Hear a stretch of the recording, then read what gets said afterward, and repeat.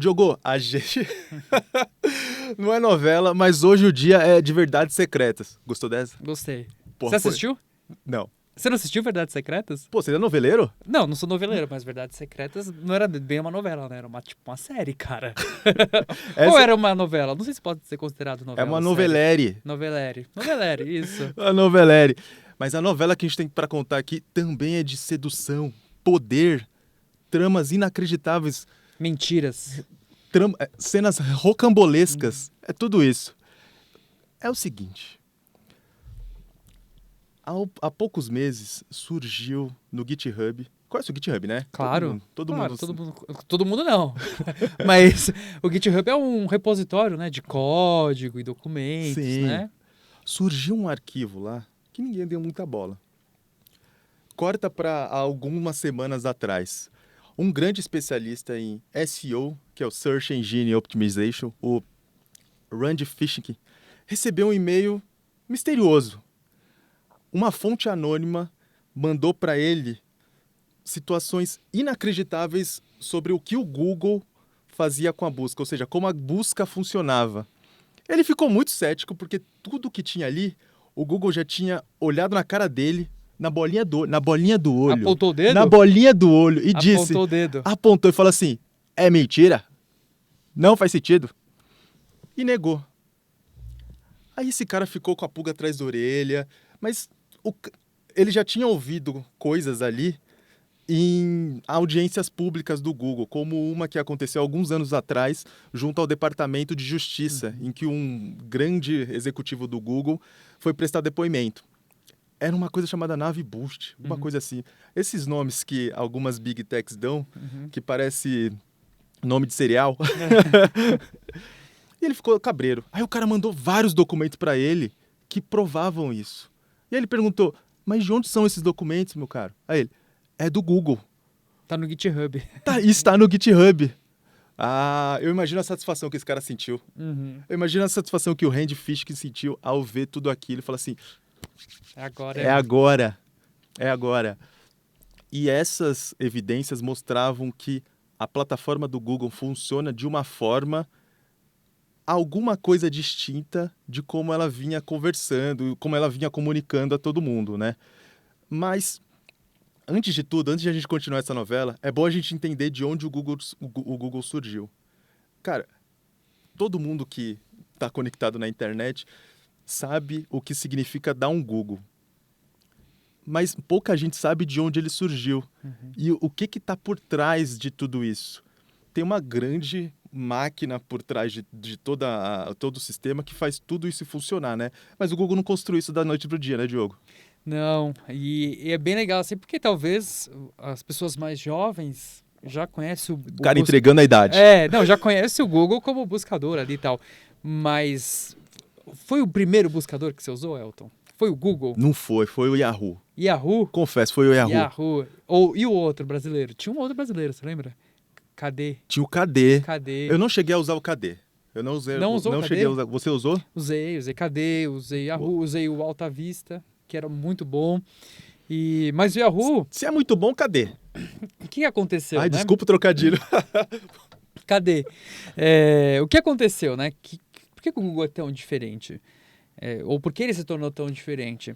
Foi porque, cara, o Yahoo antigamente, nessa busca, ele usava tipo lista, você tinha que entrar. Eu lembro que, cara, começou a popularizar a internet, a gente criava blogs, eu criei meu blog, meu site pessoal, minha homepage, e aí eu precisava ser encontrado. Então, Internet não, Rede Mundial dos Computadores. Rede Mundial dos Computadores. E aí a gente entrava e cadastrava, a gente tinha que entrar nos sites, por exemplo, no Yahoo, e cadastrar nas listas, sabe? Ah, meu site é sobre isso, E aí teve uma outra ideia também de os buscadores, né, começarem a rastrear e aí cadastrar automaticamente, mas a grande sacada do Google está no algoritmo. Todo mundo fala dos algoritmos hoje e tal, mas o grande algoritmo que mudou muita coisa foi o algoritmo do Google que chama PageRank. Por quê? Ele começou a rastrear tudo que tinha na internet só que na hora que o usuário pedisse algo, ele tinha que entregar o que era mais relevante. E como que ele fez isso? De uma maneira muito inteligente, criando esse algoritmo, né? que foi justamente um algoritmo que surgiu ali dentro de Stanford, como projetos acadêmicos mesmo, e eles buscaram matematicamente uma forma de criar esse algoritmo para que ele classificasse um documento. E como que eles fizeram isso? A partir dos links. Nos últimos episódios a gente falou bastante sobre links e tal. Então o que eles faziam? Imagina assim, se eu tenho um site e a pessoa busca, sei lá, por uma palavra-chave, tipo Corinthians, supondo, tá? Não sou corintiano, mas a pessoa Todo mundo tem buscou, seus defeitos, né? todo mundo tem seus defeitos, mas esse não é o meu. E aí a gente busca lá por Corinthians. E aí tem 3 sites que ele poderia trazer. Qual que ele mostra primeiro, qual que ele mostra segundo, qual que ele mostra em terceiro. Isso que eu tô falando é a história do Google. Daqui a pouco a gente vai entrar nos segredos aqui, ou talvez apontamentos aqui, né, sobre o Google. Ele começou a criar uma ideia que foi o PageRank. Ele falava, ó, desses 3 sites, quais são os sites que recebem mais links? Ou seja, quais são os sites que são mais citados? Ok? Só que aí também tinha um problema, que de repente eu posso manipular isso. E aí eles começaram a dar importância para os links. Imagina assim, se eu tenho um portal, sei lá, que está falando sobre o Corinthians, e eu recebo 5 links de portais menores, ele tem um peso. Agora, se eu sou um outro portal e eu recebo 3 links, só que tipo, um dos links é o do UOL, que recebe muitos outros links e é muito relevante, o meu site ganha relevância. Então foi isso que criaram. E aí reorganizou toda a ideia de organização de conteúdo e a gente começou a receber conteúdos com mais qualidade. Só que aí, claro, que tudo mudou de lá para cá. E eles foram usando mais atributos, mais informações para fazer esse processo de ranqueamento, que é um pouco o que esses documentos revelam. Exato. E esse mecanismo de ranqueamento é o que fez o Google ser o que ele é hoje, que é uma grande empresa de tecnologia que fatura bilhões de dólares e essa grana permite que ela invista em outras áreas. E a lógica do mecanismo de busca, se a gente olhar direitinho para as outras plataformas do Google, tá em todas elas. O YouTube tem um grande mecanismo de busca e ele faz com que as pessoas produzam vídeos para serem ranqueados mais no topo quando alguém jogar Pegar uma qualquer coisa, por palavra, exemplo, Corinthians goleando o Juventus. Aqui, um exemplo aleatório da minha não cabeça. existe isso. Não existe porque é difícil o Corinthians jogar com o Juventus, né? Ou no Google Maps, quando a gente quer encontrar alguma coisa perto de casa, ou a gente viaja e vai para algum outro lugar e quer descobrir o que tem naquela região. A lógica funciona da mesma forma. Funciona até assim no Waze, sabe? Toda essa ideia de ranqueamento e de mostrar o que é mais relevante pro internauta, já que a gente está falando dos primórdios da internet, está entremeada nas outras plataformas do Google. E é por isso que esse vazamento é tão extraordinário e ele gerou tanta comoção na comunidade da internet. Porque, além disso, as pessoas começaram a se preparar para aparecer no topo da busca do Google. Tem todo um ecossistema que foi criado em torno dessa ferramenta e das pessoas que se preparavam e se dedicavam a entender como funciona tudo aquilo. É um mercado, né? Um mercado de otimização, né? Para busca, que era enorme, que tentava achar ali alguns padrões. Coisas que o Google falava, ó, é melhor fazer assim, ou é melhor fazer assado. E aí, pela própria experiência das pessoas, acumulada, de ver a coisa acontecendo, falava, pô, parece que o Google trabalha dessa forma. E aí, muita gente questionava o Google, eu falava, não usa esses tipos de informação, né? E aí, com esse documento vazado, se revelou alguma dessas coisas, né? Tem várias coisas que o Google, que foram mostradas nesse documento, como, por exemplo, que a quantidade de cliques e tempo na página afeta no momento, no ponto em que a página vai aparecer no ranking da busca. Isso é muito bizarro, assim, porque é uma informação tão relevante que todo mundo realmente achava que o Google usava como um mecanismo ali de ranqueamento, porque é uma informação importante, né? Quantos cliques tiveram aquele conjunto de páginas. E o Google negava, falava, não é tão relevante, ou a gente não usa tal. E aí, pelos documentos, se viu que é um dos atributos que pode ser, sim, usado no ranqueamento. Né? E o Google o Google negava que usava justamente porque ele dizia que isso ia favorecer spammers, Uhum. ou seja, aquelas páginas que sabem desse tipo de atributo e criam mecanismos para as pessoas clicarem e ficar mais tempo na página. Ou Uhum. seja, ele falou, a gente não usa isso, porque Exato. isso vai Uhum. favorecer spammers. Perfeito. E tem uma outra informação que é relevante, é que o Google negava que usava o histórico de navegação do Google Chrome, que é o Peraí, navegador, o meu histórico? o seu histórico, né? Ele negava, não, a gente não usa para fazer o ranqueamento, tal, mas aí se revelou que muitos dos atributos também vêm do próprio navegador, tá? Então, a gente vê que, assim, qual que é o lance, eu acho que aqui, né? É que isso mostra alguns movimentos do Google que não é tão transparente assim. É claro que esses documentos, eles são documentos técnicos, que era interno do Google, que mostra coisas que eram coletadas, que poderiam ser usadas na busca, mas ele não mostra, tipo, não conta toda a história, né? A gente não sabe exatamente como eles usam, né? Mas mostra que, pô, né, não foram tão transparentes assim. Exato, não conta toda a história, mas conta alguma. Por Uhum. exemplo, nessa questão do histórico de navegação, o que eram coletados eram os cookies Uhum. do navegador Chrome quando a pessoa estivesse logada ou nos navegadores do Android. O que é muito louco, porque as duas plataformas já são do Google e mostra como o domínio da empresa é tão grande que ela não precisa se lançar a querer espionar o que as pessoas fazem fora dos domínios dela, porque não precisa. Uhum. E isso não é uma coisa que está nesse documento, mas é uma reflexão que pode ser feita a partir dos dados que tem por lá, né? Mas tem outros segredinhos. O Google também valorizava textos assinados por um autor, ou seja, aqueles sites que mostravam textos sem autor. Quem escreveu isso? Uhum. Quem é a fonte? Quem é a fonte? Também tinha uma Isso preferência. até pode ser, assim, isso a gente até entende, né? Porque às Sim, vezes isso é super compreensível. esse é um fator compreensível. Toda novela tem alguma revelação que Uhum. não revela nada. É. Essa é a nossa. Além disso, o algoritmo do Google dá preferência a conteúdo acompanhado por vídeo. Pô, a gente está mudando, está acompanhando uma mudança na internet, na migração da preferência do formato, e é natural também que o sistema de busca do Google comece a dar mais preferência para um formato que tem mais apelo, ou seja, as imagens em movimento do que aqueles conteúdos que são puramente texto, né?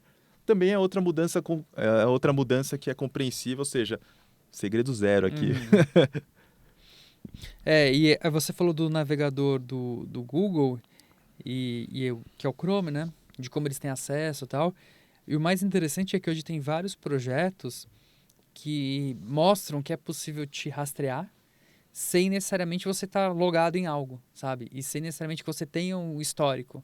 Você pode apagar todo o histórico de navegação e você não precisa estar identificado, ou seja, tipo, não tem nenhum cookie na sua máquina, sabe? Uhum. Tipo, você não acessou nada, tal, você apagou tudo que você acessou, não tem cookie, você não está logado, você está usando VPN e mesmo assim você consegue ser traqueado, porque hoje os sites eles conseguem coletar tanta informação por meio do navegador de configuração da sua máquina, de preferências, de como está a sua resolução de tela, coisas assim que são da máquina, sabe? Atributos da máquina e eles conseguem te identificar como um usuário único na internet.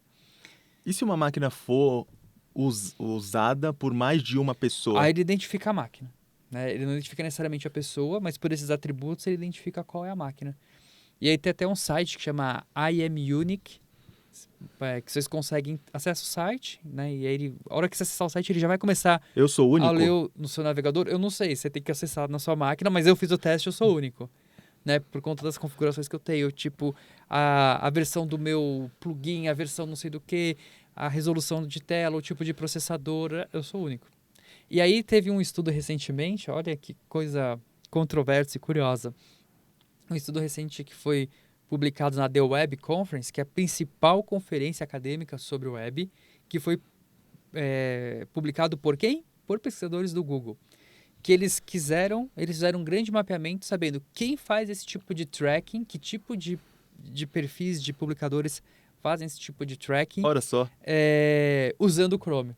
E aí eles viram que, por exemplo, sites governamentais menos, mas empresas focadas em conteúdo mais, né? Então, tem essa discrepância aí. Só que o mais curioso é que mostra que o Google, então, ele tem esse acesso, né? E ele usou o próprio mecanismo dele, tudo bem, para fazer um estudo acadêmico, né? Mas que muitos usuários nem sabiam que estavam fazendo parte desse estudo, provavelmente, né? A imagem que ia nesse estudo era aquela do Homem-Aranha apontando um para o O outro, outro, exato.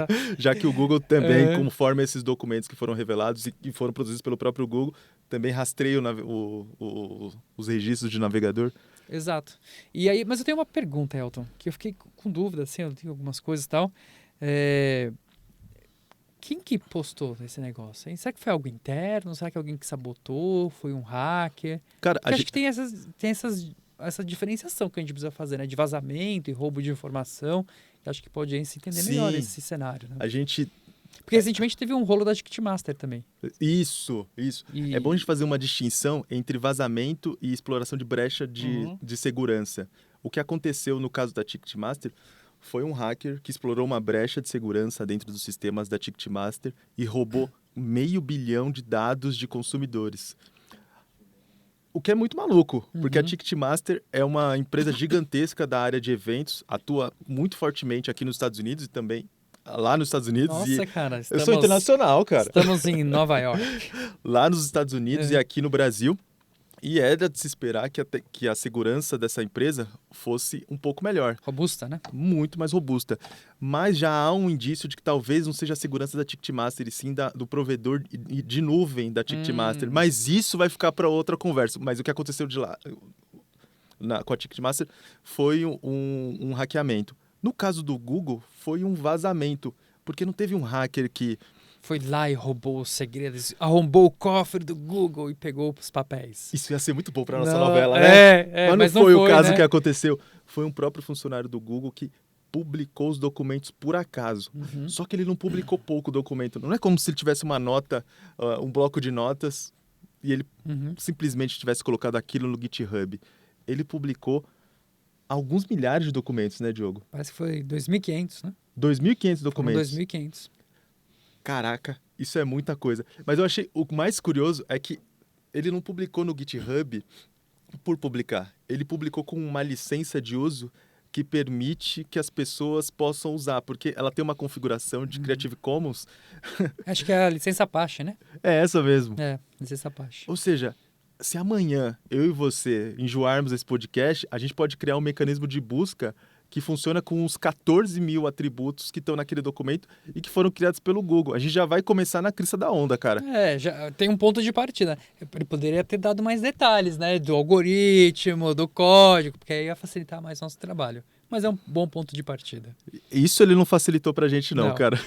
Ele podia ter facilitado, mas isso não rolou não. Então ainda tem segredos que estão escondidos, que talvez a gente possa descobrir em outros O episódios. segredo é aquilo, né? Uhum. Só sabe quem guarda. Exato.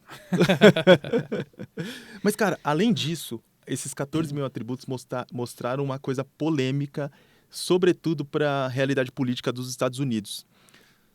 Lá, principalmente entre os republicanos, disse que os donos das Big Techs são muito de esquerda e eles favorecem muito as pautas contrárias aos conservadores, pipi, papapó, tem todo aquele debate. Dificilmente isso é comprovado, mas tem um aspecto que foi vazado que mostra que o Google, de alguma forma, consegue manipular para além de todos esses critérios que, ainda que a gente que sejam secretos, que eles não diziam, são técnicos, mas que eles conseguiriam manipular com base na relevância do momento. Por exemplo, o Google consegue selecionar fontes de informação para aparecer no topo da busca conforme a relevância, e aí essa relevância não é dada por nenhum critério técnico, durante eventos-chave, como ocorreu durante a pandemia e em períodos eleitorais. O que você acha dessa possibilidade que esse tipo de poder permite ao Google? Isso é o que se discute muito, né? De uma transparência maior. Então, esse vazamento do Google, eu acho que como desdobramentos, eles são vários, né? Então, a gente viu que o Google omite coisas, mente em alguns sentidos e tal. Por outro lado, ele mostra a necessidade de ter uma transparência maior. As plataformas precisam ser mais transparentes com os usuários, com a população, com a sociedade de forma geral, para a gente entender o que está acontecendo ali dentro. Porque hoje, todo o nosso fluxo comunicacional, ele vai ser mediado por algoritmo. Não só no Google, mas em qualquer outra rede social. E se a gente não tem um mínimo de transparência, isso pode ser facilmente utilizado para manipulação, para mudança de discursos, para uma influência política, para uma influência comercial. E é um dos fatores, né, que a gente já discutiu isso, dos Estados Unidos, curioso, né, criou, né, o projeto de lei que foi aprovado no Congresso, foi sancionado pelo Biden, do TikTok. Porque além da espionagem, eles também alegam um possível nível, né, de manipulação ali pelos chineses. Os chineses mudam o algoritmo e faz os Estados Unidos ver só um tipo de conteúdo específico. Então, eu acho que do ponto de vista regulatório, se vai discutir muito sobre isso, né? Muito. E eu fico imaginando, agora com a inteligência artificial funcionando na busca do Google e jogando mais uma camada de opacidade àquilo que a gente já não conhecia E direito. aí é que é a loucura total, né? Porque... É o multiverso da loucura da internet. Porque, assim, ele vai estar resumindo conteúdos de links que ele ranqueou previamente, mas a gente não tem essa transparência nessa área de como ele faz esse ranqueamento, e também a gente não tem o entendimento, e aí, entender mesmo, né, tecnicamente, como ele vai fazer esses resumos, ou que tipo de viés ele vai ter dentro desse resumo que ele vai fazer, ou muitas vezes respostas que você pode ter mais de uma... Perguntas, né, que você pode ter mais de uma resposta possível. E essa é a coisa mais danosa que eu vejo que a gente tem com a inteligência artificial, porque ela tende a dar uma resposta pronta. E ela não entra muito em diferentes pontos de vista. Mas tem assuntos até hoje que a gente não tem respostas prontas. A gente vai ter vários pontos de vista diferentes. Então, como que a inteligência artificial vai trabalhar com isso, né? Tem até um termo, né, que é o NORA, N-O-R-A, que é Not Only Right Answer, né? Que é justamente essa ideia tipo, de você não ter uma única resposta possível. Como que eles vão lidar com isso? Para a maioria dos assuntos que importam na vida, não tem uma resposta única. Não tem. E como que o AI Overview vai fazer isso? Né? Talvez o que se discute muito é que ele está criando uma espécie de uma bolha em cima da bolha, sabe? Porque tem a bolha de mostrar os conteúdos, que, né, tem um livro super famoso e já um pouco antigo, que é o Filtro Bolha, que foi o cara que teve a sacada de entender, o Google ele mostra resultados diferentes para as pessoas, né? E ele cria filtros. Agora é um filtro, né, narrativo, que ele constrói uma narrativa para você. E o curioso é que o Google, até pouco tempo atrás, fugia com todas as forças de virar uma plataforma que produzia conteúdo, e agora ele está abraçando com todas as forças uma tecnologia que faz justamente isso, que gera conteúdo. Qual